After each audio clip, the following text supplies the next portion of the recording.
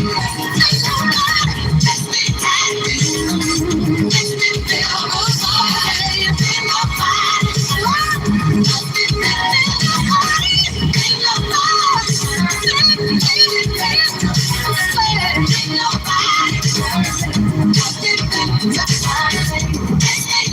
102.1 and the Big 102.1 app. It is the Big Morning Show with CJ, Fast, and Renee. Oh, yeah, it is CJ's Big Friday Morning Dance Party. Thank you so much to Neighbors Pharmacy, to Service Chevrolet Cadillac, Whiskey and Vine, and LaHaye Total Eye Care. The party continues throughout the morning here on Big 102.1. Okay, guys. If you want to know why I quit all that stuff, I come to the realization that I was idolizing tarot, and I was also idolizing soulmate and flame journeys. Okay, I was making that my god. I literally would wake up in the middle of the night and do cards. Okay, and too much of anything is not good unless it's God. Now, I've been praying a lot because I would pray also with the tarot. I'd only ask God into my tarot readings. And I started getting to the point where I was getting frustrated because things I was reading weren't coming to happen. Okay? So it also putting me in a state of confusion. You know, why isn't this coming to pass? Why do I have to wait so long? Why is divine timing always the thing? Okay. And needing to know and have signs and confirmation constantly. That wasn't what God wanted for me. Okay. He wanted me to trust Him, like He always says. Just trust that I have you in my hands. I have your life in my hands, and my way is the only way. And for you to need to know constantly, you're not trusting it. Okay? You're constantly questioning it, when it's going to happen, when you're doubting. Okay? It'll put you in a state of doubt and confusion. And then I was thinking, if it's making me so angry to do tarot, because I get mad when someone interrupts me, I get mad whenever things that I read didn't come to pass.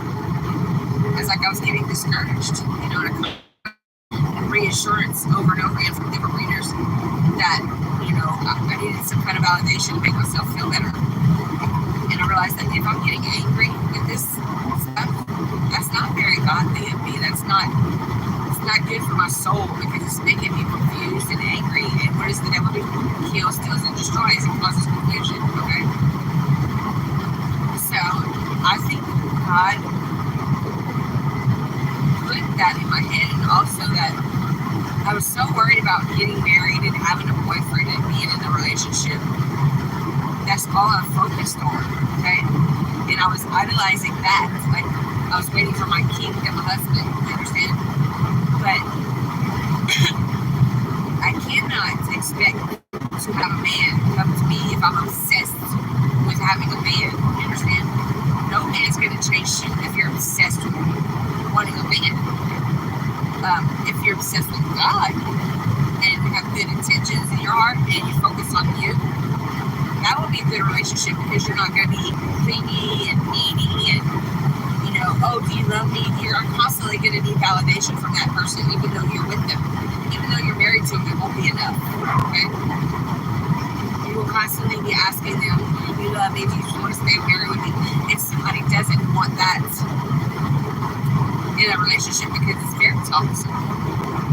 Okay, you want a calm, peaceful relationship where you can go into and know that you two automatically know that you love each other and nothing will come between you. Okay, you're not going to ever question it. That is the person that God's going to bring you, and He's going to bring it to you whenever you stop doing the sin of worshiping and idolizing tarot and idolizing soulmates, star seeds, all that stuff. You need to, how do you say that? Whenever you stop doing that and you start putting God and letting Him be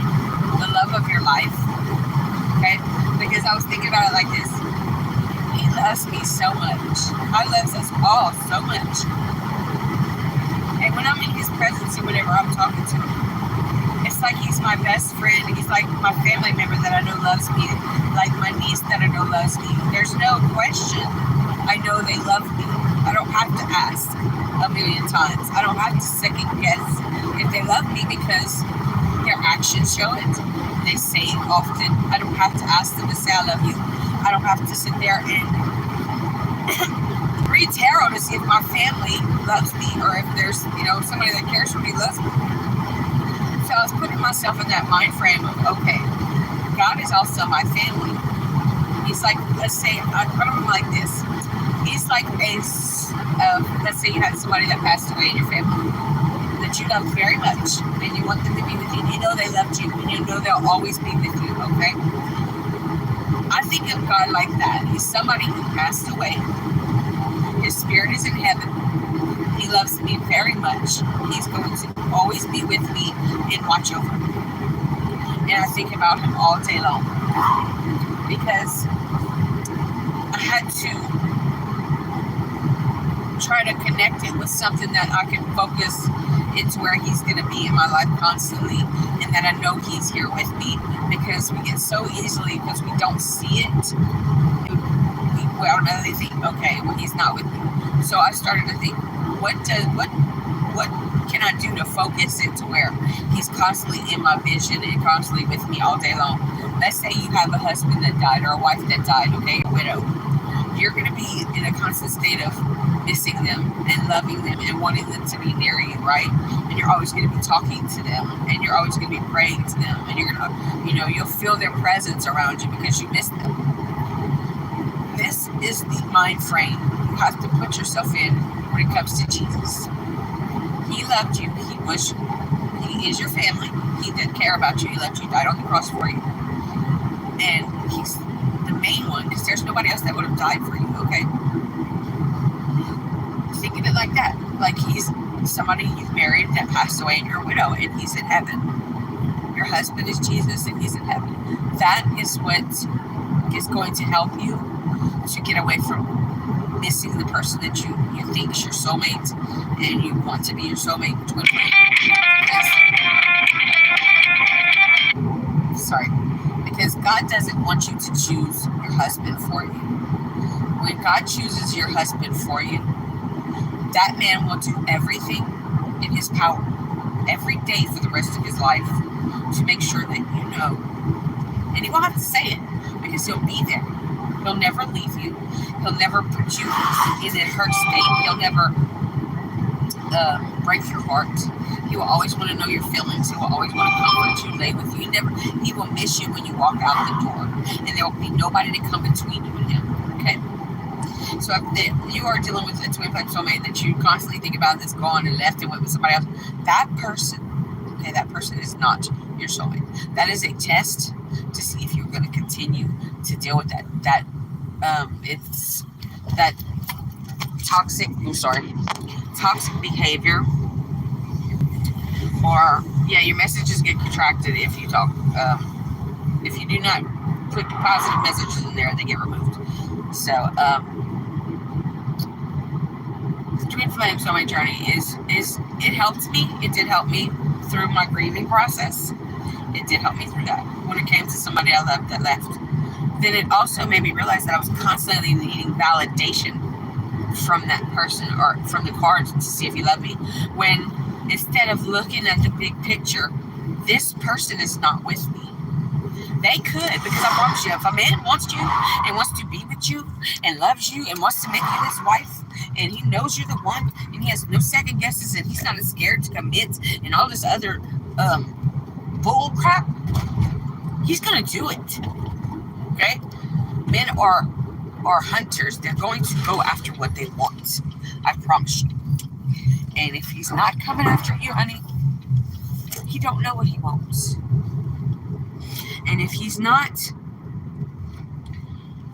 doesn't have God in his life, and he doesn't have somebody that's a higher power that makes him have morals and want to have marriage and commitment and be in a family and is not constantly in and out of relationships and leaving people and just a negative person, just negative. I want to say negative vibes, but somebody that has no morals, that doesn't care if they lie, or that, you know what I'm saying? If somebody that you're trying to be with doesn't have God in their life, God says, do not be with that person. Do not be with an unbeliever, because that relationship will not work. Not only that, but they will torture you for believing in a God. And I mean, if they don't believe in God and you do, that'll never work. It will never work. That's their decision. It's your decision not to. But if they don't believe in a higher power, then they have no fear. So they have no fear of hurting you or hurting anybody else. So they will always do it. Okay? So I'm going to go now because I got to babysit. But I just wanted to let y'all know that that's why I cut off all that stuff. And I will be starting to do my journey. I am sober 60-something days now. I'm so excited. I walked away from toxic people, places, things. And walked away from the twin flame journey. And went towards the one person who loves me the most, who has passed away, and I miss. That is Jesus Christ. Okay? I love you guys so much. Bye.